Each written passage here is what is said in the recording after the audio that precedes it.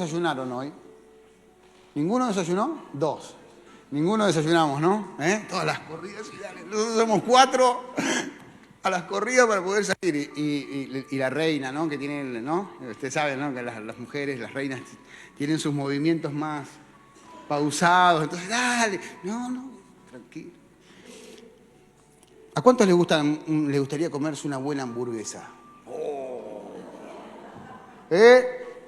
Doble carne, triple carne, cebollas crispy arriba, unas buenas papas rústicas. ¡Fo!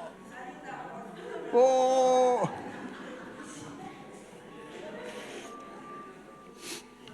Dios proveerá.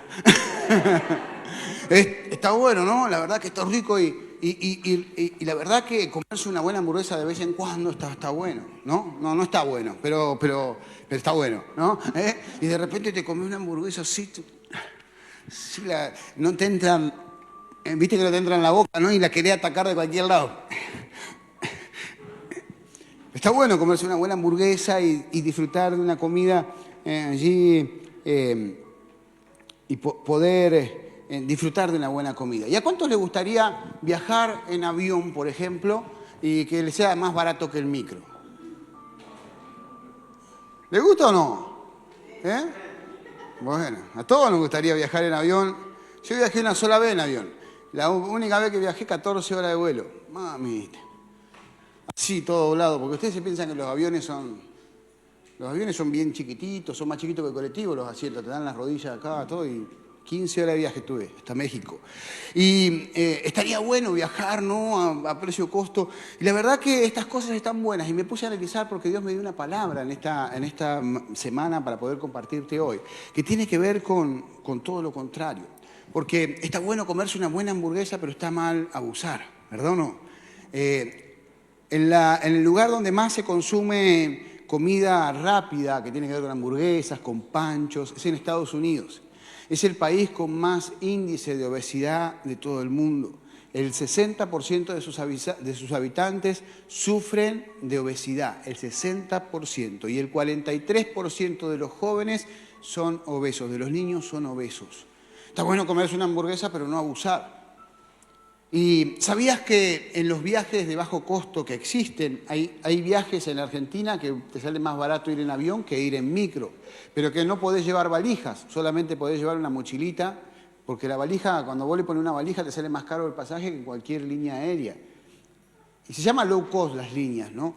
Y tienen eso, que no podés llevar nada, que los asientos son chiquititos, que vas totalmente incómodo y que llegás de milagro. Y que si el avión no fue completado en su totalidad, vos compraste un pasaje de avión, te salió más barato, pero el avión no fue completado en su totalidad, el vuelo no sale, porque no les conviene, porque es un costo barato.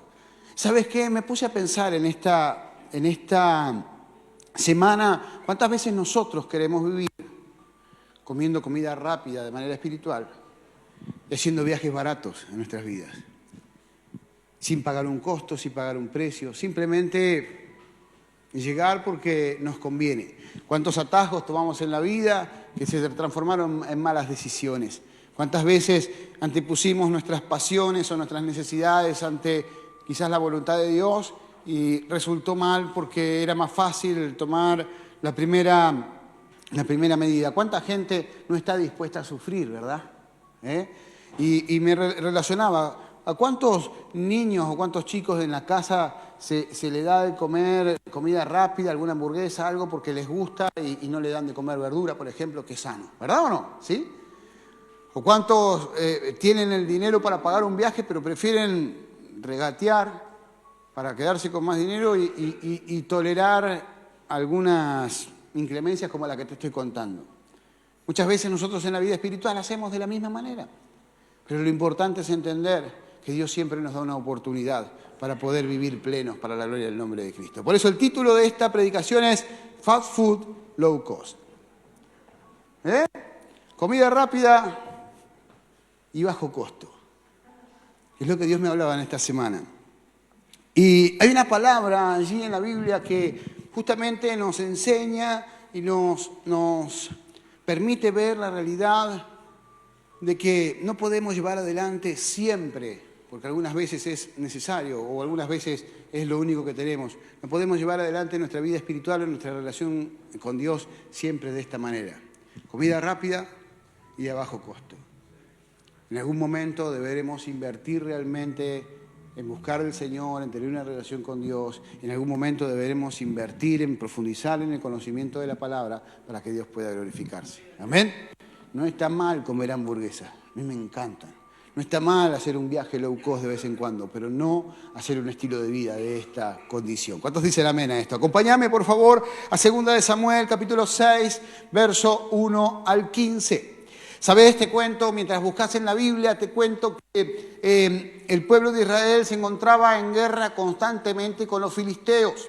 Había un sumo sacerdote que se llamaba Elí, que tenía 2 hijos que eran 2 atorrantes, que se acostaban con mujeres dentro del templo, que se quedaban con los holocaustos, la mejor parte de los sacrificios se lo quedaban para ellos, hacían las cosas mal y Elí miraba para otro lado. De repente se encuentran peleando el pueblo de Israel y los filisteos, y el pueblo de Israel estaba perdiendo. Entonces a alguien se le ocurrió decir, vamos a buscar el arca del pacto, el arca de la presencia del Señor, la vamos a traer al campamento para poder ganar.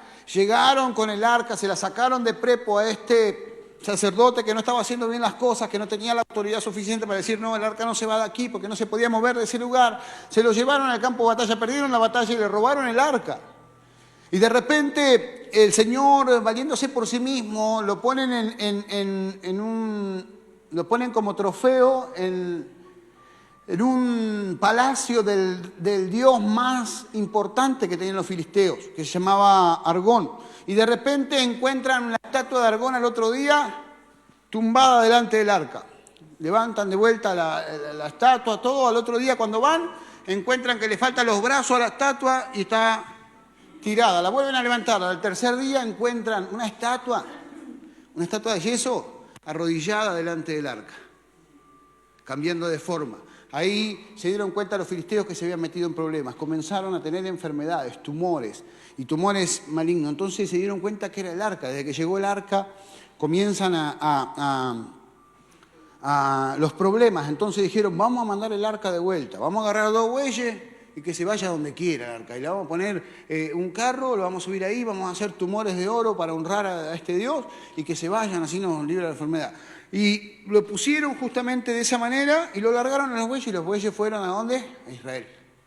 Y fueron a una ciudad de Israel. Y justamente el arca estuvo allí, fue encontrada por unas personas curiosas que sabían que no podían mirar dentro del arca, abrieron el arca y se murieron todos porque estaban haciendo las cosas mal. Y de repente dijeron, vamos a dejar el arca en este lugar. 20 años estuvo el arca en un lugar ahí abandonada prácticamente. Y todo el pueblo de Israel se lamentaba porque no podía relacionarse con Dios, porque se relacionaban rindiendo holocausto y sacrificio donde estaba el arca y no había lugar donde poder relacionarse con Dios. Entonces, después de estos 20 años, se levanta el rey David. Y el rey David se levanta y comienza a batallar y comienza a ganar renombre. E Israel se hace la nación más importante de esa zona, de toda esa parte justamente allí de África, hoy es África, y comienza a ganar renombre. Entonces dice, vamos a traer el arca. Y dice así en esta manera en 2 de Samuel, capítulo 6, verso 1 al 15. Entonces David volvió a reunir a las tropas más selectas de Israel, un total de 30.000 personas, y los llevó a Baala de Judá para traer de regreso el arca de Dios, que lleva el nombre del Señor de los ejércitos celestiales, quien está entronizado entre los 2 querubines. Así que pusieron el arca de Dios en una carreta nueva y la retiraron de la casa de Abinadab, que estaba en una colina. Usa y Ayo, hijos de Abinadab, guiaban la carreta que cargaba el arca de Dios. Ayo caminaba delante del arca. David y todo el pueblo de Israel celebraban ante el Señor, entonando canciones, tocando todo tipo de instrumentos musicales, liras, arpas, panderetas, castañuelas y címbalos. Cuando llegaron al campo de trillar de Nacón, los bueyes tropezaron y Usa extendió la mano para sujetar el arca de Dios. Entonces se encendió el enojo del Señor contra Usa y Dios lo hirió de muerte debido a lo que hizo. Así fue como Usa murió allí mismo junto al arca de Dios. Entonces David se enojó porque la ira de Dios, del Señor se había desatado contra Usa y llamó a ese lugar Fares Usa, que significa desatarse contra Usa, nombre que se conserva hasta el día de hoy. Ahora David tenía miedo del Señor y preguntó: ¿cómo podré regresar el arca del Señor para que esté bajo mi cuidado? Por lo tanto, David decidió no trasladar el arca del Señor a la ciudad de David, sino que lo llevó a la casa de Obed-edom en Gad. El arca del Señor permaneció en la casa de Obed-edom por 3 meses, y el Señor bendijo a Obed-edom y a los que de su casa. Entonces les dijeron al rey David: el Señor ha bendecido a los de la casa de Obed-edom y todo lo que tienen a causa del arca de Dios. Luego David fue y llevó el arca de Dios a la casa de Obed-edom, a la ciudad de David, con gran celebración. Cuando los hombres que llevaban el arca del Señor daban apenas 6 pasos, David sacrificaba un toro y un ternero engordado, y David danzó ante el Señor con todas sus fuerzas, vestidos con unas vestiduras sacerdotales. David y todo el pueblo trasladaron el arca del Señor entre gritos de alegría y toques de cuernos de carnero. ¿Cuántos dicen amén a esto? Vamos a orar. Padre, en el nombre de Jesús, Señor, te damos gracias, Señor, en esta mañana, Señor, por el privilegio de poder estar en tu casa. Señor, que tu mano de poder, Señor, se extienda y que tu Espíritu Santo, Señor, esté obrando con poder y con autoridad sobre nuestras vidas. Padre, que a través de tu consejo, Señor, podamos, Dios mío, Señor, llevar adelante, Señor, nuestras vidas, Señor, y podamos encontrar respuestas del cielo para cada uno de nosotros. Padre, en el nombre de Jesús, Señor, te damos gracias. Bendito Dios. Amén y amén. Muy bien. Algo trágico ocurre acá. Había buenas intenciones de poder llevar el arca donde correspondía, pero lo hicieron de mala manera. Lo hicieron de una manera que no correspondía. Lo pusieron al arca arriba de un carro y arriba de bueyes nuevos y que nunca habían sido utilizados, y todo lo que aparentemente parece bueno de manera espiritual, pero hicieron todo mal. Porque el arca del pacto se debía llevar a hombro. El arca del pacto debía se le cruzaban 2 barrotes de madera a los costados y 4 sacerdotes llevaban el arca caminando. De esa manera se llevaba el arca. Lo hicieron mal, lo hicieron a su manera. David, en su algarabía, en su jolgorio de poder recuperar el arca, hizo las cosas como se le ocurrió. Y a veces nosotros llevamos adelante nuestra vida como se nos ocurre. A veces nuestra vida la llevamos aún en Cristo adelante como pensamos, como interpretamos, como entendemos. Y muchas veces tenemos problemas y tenemos situaciones aún en Dios y buscamos en Dios respuestas y no las encontramos. ¿Cuántos de nosotros no le hemos preguntado al Señor alguna vez: ¿hasta cuándo, Señor, con esto? ¿Por qué no cambia esta historia? ¿Por qué no cambia mi vida? Si yo te busco, yo te amo, ¿por qué no pasa nada? ¿Por qué sigo tolerando estas cosas? Muchas veces tiene que ver justamente con lo que nosotros desarrollamos en la presencia del Señor. Y lo primero que quiero hablarte es que cuando Dios se vuelve importante, en mí ocurren cosas increíbles. Dice la palabra: el arca del Señor permaneció en la casa de Obed-edom por 3 meses, y el Señor bendijo a Obed-edom y a los de su casa. Es interesante, pero el arca estuvo perdido durante mucho tiempo, y cuando volvió a encontrarse el arca estuvo 20 años guardados en un lugar y no pasaba nada. La presencia de Dios no se manifestaba. ¿Por qué? Porque justamente no tenían la actitud correcta delante de Dios. No era importante el arca del pacto para aquellos que lo estaban cuidando antes. Pero para Obed-edom significativamente se transformó en el centro de su casa. Yo no me imagino a Obed-edom despreciando el lugar donde estaba el arca del pacto, sino me imagino a este hombre sentado, amnubilado, mirando que en su casa estaba la presencia del Señor, que quizás su vida era igual o pasaba lo mismo, tenía los mismos problemas, tenía la misma crisis, pero había llegado el Señor a su casa. Y eso era justamente allí una premonición, algo que iba a ocurrir diferente. Mis hermanos, cuando llegamos a Cristo tenemos que entender que aunque no cambie la situación, aunque vivamos de la misma manera y pasemos las mismas situaciones, tenemos una expectativa diferente porque el Señor llegó a nuestra casa. Es Dios quien llegó a nuestro hogar, a nuestro corazón, para corregirnos, para poder guiarnos, pero también para bendecirnos, también para darnos una alternativa diferente para poder vivir, un plan perfecto que poder desarrollar para que nosotros y nuestro hogar sea transformado por completo. Pero el Señor debe ser importante en nuestra vida, debe transformarse en algo importante, debe ser mi primer consejero, debe ser quien tenga autoridad sobre mi vida, debe ser quien me corrija, y para eso debo estar dispuesto de que lo que he decidido buscar, que es la presencia de Dios y su consejo, sea algo importante en mi vida. Muchos cristianos muchas veces tomamos decisiones sin tener en cuenta al Señor. Y así nos va muchas veces porque son decisiones que tomamos a través de nuestros talentos, de nuestros recursos, y muchas veces son escasos para poder enfrentar lo que tenemos que enfrentar en la vida. Lo que ocurrió en esos 3 meses fue producto de lo que construyó Obed-Edom con anterioridad.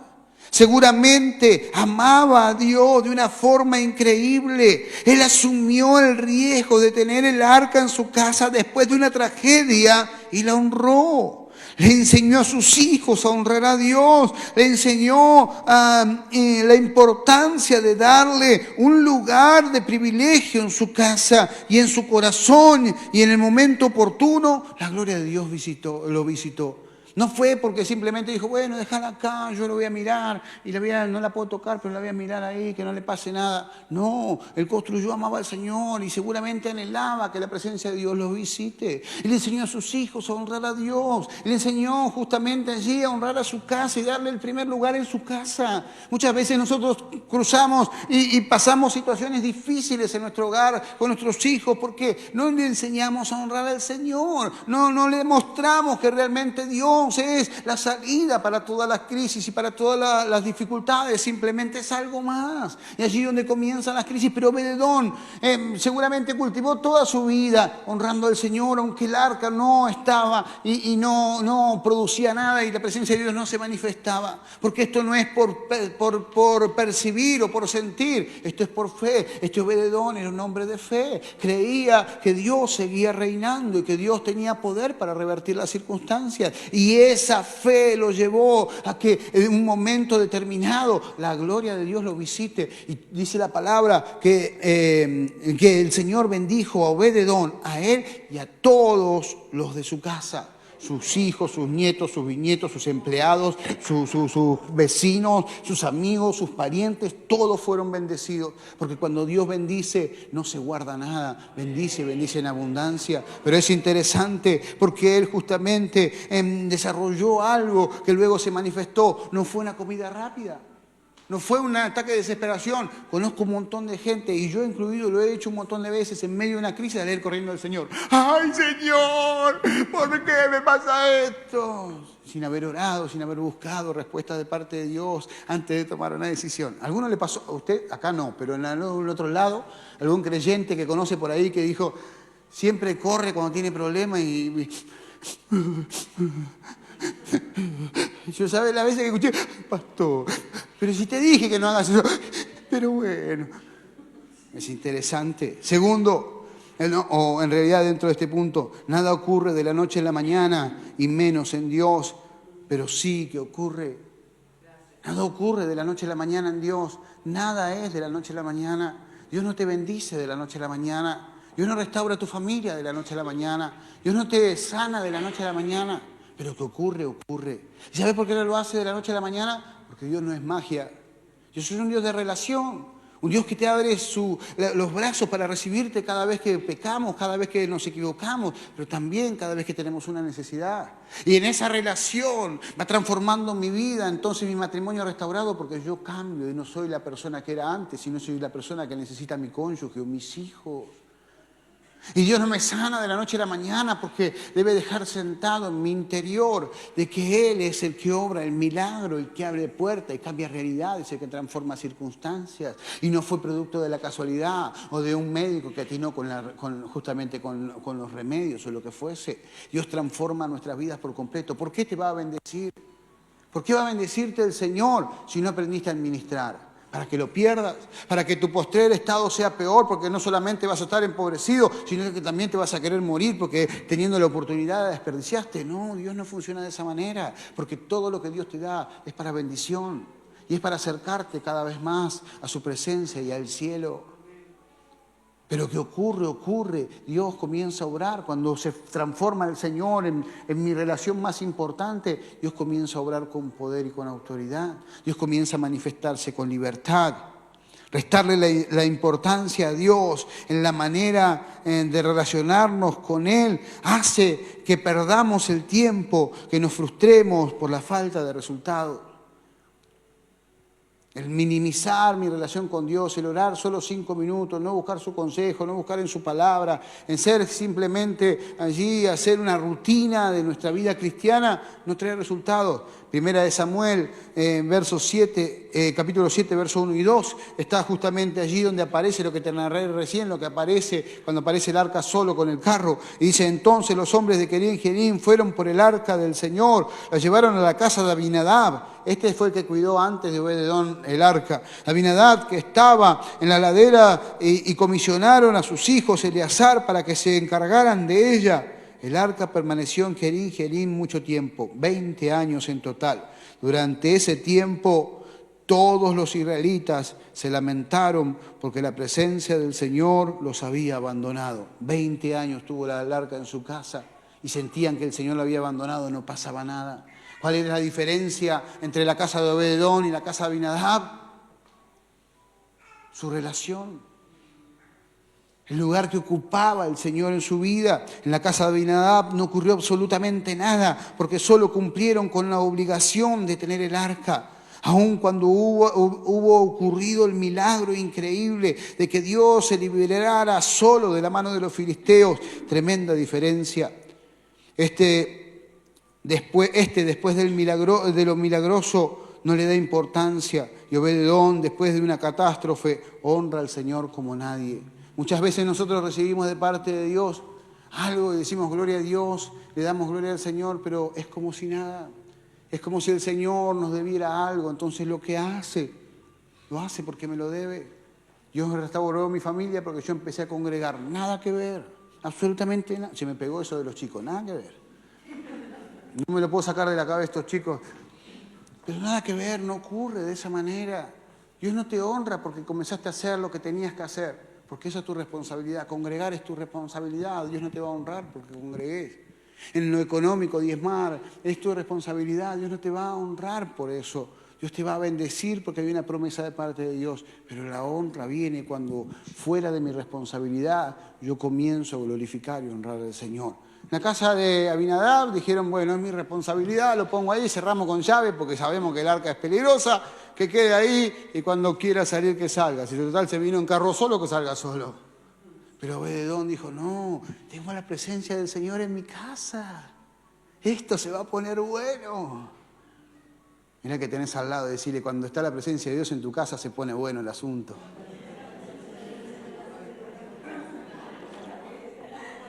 Lo segundo, relacionarse con Dios como puedo o considero no es una buena idea. Relacionarme con Dios como puedo o como me sale no es una buena idea. Mirá lo que dice la palabra Usa y Ahio, hijos de Abinadab, el que había tenido por 20 años, tuvieron allí la responsabilidad de llevar el arca arriba de un carro, un error garrafal. Guiaban en la carreta que cargaba el arca de Dios. Ahio caminaba delante del arca, David y todo el pueblo danzaba y celebraba ante el Señor, entonces cantando canciones, tocando instrumentos musicales, liras, arpas, panderos, castañuelas y címbalos. Cuando llegaron al campo de trillar de Nacor, los bueyes tropezaron y Usa extendió la mano para sujetar el arca de Dios. Entonces se encendió el enojo del Señor y Dios hirió de muerte a Usa. Qué tremendo, ¿verdad? Si Usa quiso hacer las cosas bien, si estaba por caer el arca, quiso tocarlo. ¿Saben lo que pasa? Que las buenas intenciones no nos llevan a ningún lado en el Señor. Porque Dios estableció que los únicos que podían tocar el arca era el sumo sacerdote. Y que el arca no se trasladaba arriba de un carro. Pero justamente allí ocurrió algo increíble. La ignorancia de David por su euforia hizo trasladar el arca como le pareció. El arca la tenían que llevar los sacerdotes arriba del hombro y no en un carro. Muchas veces nuestra euforia estamos eufóricos por los resultados que tenemos y justamente descuidamos la presencia del Señor y hacemos lo que podemos con lo que tenemos. El error aquí no fue de Usa. Usa hizo algo intencional, algo que no fue intencional, hizo algo por reflejo. El problema había sido del rey David, que se olvidó cómo relacionarse con Dios porque estaba en medio de su euforia, porque tenía resultados. Tanto la tristeza como la euforia nos hacen equivocarnos al momento de relacionarnos con el Señor. Porque con Dios tenemos que tener una relación clara y sencilla. Los resultados son gloria a Dios y de las crisis el Señor me va a sacar. Y de esa manera ocurre cuando realmente estamos en la presencia del Señor. El minimizar a Dios provoca que nuestras generaciones sean afectadas. Dice Usa, hijo de Aio, Usa y Aio, hijos de Abinadab, extendió la mano para sujetar el arca de Dios. Cuando nosotros nos relacionamos de cualquier manera con Dios, nuestros hijos aprenden a relacionarse con Dios de cualquier manera. Usa le faltó respeto a la presencia del Señor al haberlo tocado porque no le correspondía. Y es interesante porque si yo me relaciono de cualquier manera con Dios, nuestros hijos van a aprender de nosotros. No aprenden del pastor. Tus hijos, no me eché la culpa a mí, tus hijos no aprenden, salvo mi hijo que me está diciendo que no acá. Mis hijos aprenden de mí, no como pastor, sino como padre. Tus hijos no aprenden de mí, aprenden de vos. Así, hacete cargo. Tus hijos son guiados por vos. Y cuando vos andás disperso, tus hijos se dispersan. Y cuando vos tenés una relación con Dios que no es la apropiada, como me sale o como puedo, tus hijos aprenden a relacionarse con Dios de la misma manera. Y los resultados pueden ser trágicos. Porque un corazón y un hijo que es mal guiado por un padre puede apartarse para siempre del Señor. Un hijo apartado de un creyente es muy difícil que vuelva al camino del Señor. Tenemos que trabajar muchísimo y Dios tiene que obrar de manera increíble. Pero cuando nosotros guiamos a nuestros hijos en verdad y en justicia para que se relacionen con Dios de manera correcta, los libramos del sufrimiento y les salvamos la vida. ¿Cuántos conocieron al Señor de grande? Acá, más o menos. O sea, que no nacieron en cuna cristiana. ¿Cuánto sufrimiento nos hubiésemos ahorrado si lo hubiésemos conocido antes? ¿Y cuánta, no voy a hacer levantar la mano, pero cuánta gente que se ha apartado y ha vuelto ahora al Señor se hubiese ahorrado un montón de sufrimiento? ¿Para qué? ¿Para qué? De nuestras decisiones, la paga de nuestras decisiones recae sobre nuestros hijos y eso lo tenemos que saber y lo tenemos que tener claro siempre. Por eso es que tenemos que buscar al Señor por nosotros, pero también por nuestras generaciones. Perdóneme que me puse medio, pero es lo que usted necesita escuchar hoy. La iglesia muchas veces se equivoca en la manera que debemos honrar a Dios. Hoy la manera de honrar a Dios es ser uno para que el mundo crea e ir en pos de las personas, de hacer discípulos a las naciones. Muchos no lo entienden así y por eso no tienen resultados genuinos y maduros. Muchos solamente vienen a la iglesia a levantar las manos e irse a su casa. Y la manera de honrar a Dios hoy es ir y hacer discípulos a todas las naciones, es ir y ganar almas. Porque Dios lo estableció desde esa manera, desde el momento en el cual nos dejó la gran comisión. ¿Y saben qué más? Que seamos uno. ¿Cuántas veces entramos en conflictos en nosotros mismos, con nuestra espiritualidad o con los demás? ¿Cuántas veces andamos paseando de iglesia en iglesia? ¿Cuántas veces andamos hablando mal aún de la gente que tiene el Señor? Y dice la palabra que todos van a creer cuando nosotros seamos uno. Es interesante. La manera de honrar a Dios no tiene que ver en mi oración o mi relación con Dios, sino en mi relación y mi cuidado con el otro. Tremendo. Tercero y último, será Dios el que cambie la historia. Por eso Él debe ser mi mejor relación. Primera de Crónicas 16:38 dice, y en este grupo estaban como porteros Obed-edom, hijo de Jedutum, Osa y otras 78 levitas. ¿Saben quién eran estos? La familia de Obed-edom. Dios le cambió la historia. Recibieron el arca en un tiempo de crisis, lo honraron, en 3 meses le cambió la historia y de ahí en adelante la historia de la familia fue otra. Se convirtieron en los porteros del templo donde estaba el arca del pacto. Dejaron de ser allí personas de un pueblo que estaba alejado de Jerusalén, comenzaron a vivir en el centro de la ciudad, comenzaron justamente a ser sustentados por el rey y a poder vivir en plenitud en el palacio del rey. ¿Por qué? Porque justamente cuando Dios cambia la historia, todo se transforma por completo. Por eso Él debe ser mi mejor relación. Dios le dio propósito a Obed-edom y a toda su casa.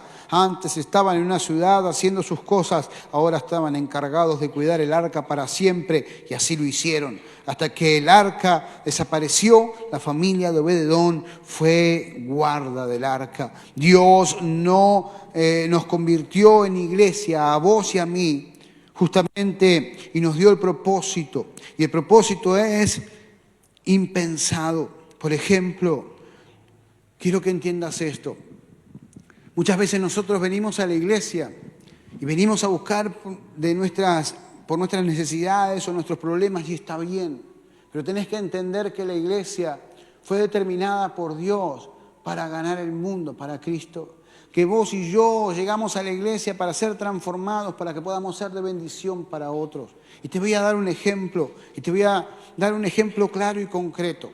Nosotros pertenecemos a la unión de las asambleas de Dios. No somos ni salimos de un caramelo, ni de un caracol, ni de nada. Nosotros pertenecemos a una organización que tiene 2.000 iglesias en el país. Esta organización tiene una visión que es más iglesias. Y esa visión de más iglesias viene porque pertenecemos a las asambleas de Dios mundial. Vos y yo pertenecemos a las asambleas de Dios mundial. Para el año 2022 las asambleas de Dios mundial tenía 375.000 iglesias, 53.700.000 miembros. Vos sos uno de ellos. Y tiene como objetivo el poder abrir 1 millón de iglesias para el 2030. Por eso, cada iglesia debe abrir 2.7 iglesias, 3 iglesias. Nosotros ya abrimos la primera. Y vos sos parte. Tu propósito no se basa en restaurar a tu familia simplemente, o el cambiar tu historia, o que te bendiga, o que cambie tu caminar. Tu propósito es global, es eterno, es de reino. Dios te escogió para que seas de bendición.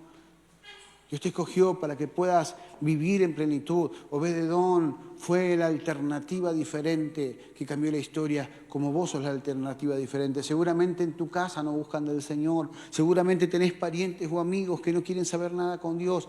Dios te escogió a ti para que puedas ser de bendición para ellos. Abre tu mente para entender que no estás solo, que no estás pasando una crisis, una dificultad, que sos parte de una gran maquinaria que está proclamando el nombre de Cristo en todas partes. ¿Y sabes qué? Eso va a traer bendición para tu vida y para tu casa. Dios va a cambiar tu historia. No estás buscando justamente del Señor simplemente para que te saque del problema. Estás buscando del Señor porque Dios lo determinó así, y así te va a bendecir para la gloria del nombre de Cristo, pero para nuestra bendición.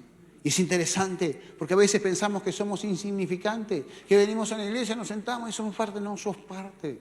Sos parte de lo que Dios ha determinado. Dios te dio un valor incalculable, extraordinario. Dios te valora como nadie. Por eso quiere ser tu mejor relación, porque te va a hacer vivir pleno, te va a hacer vivir de una manera increíble. Lo más increíble de todo es que dentro del propósito de Dios para vos también está tu casa y todo lo que eso implica. Tus hijos serán bendecidos, tus nietos serán bendecidos, tu salud será bendecido, tu finanzas será bendecido.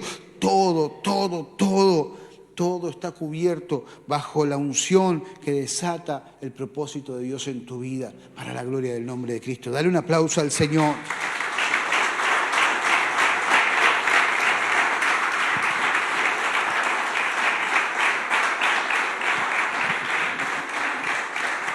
Quiero concluir con esto.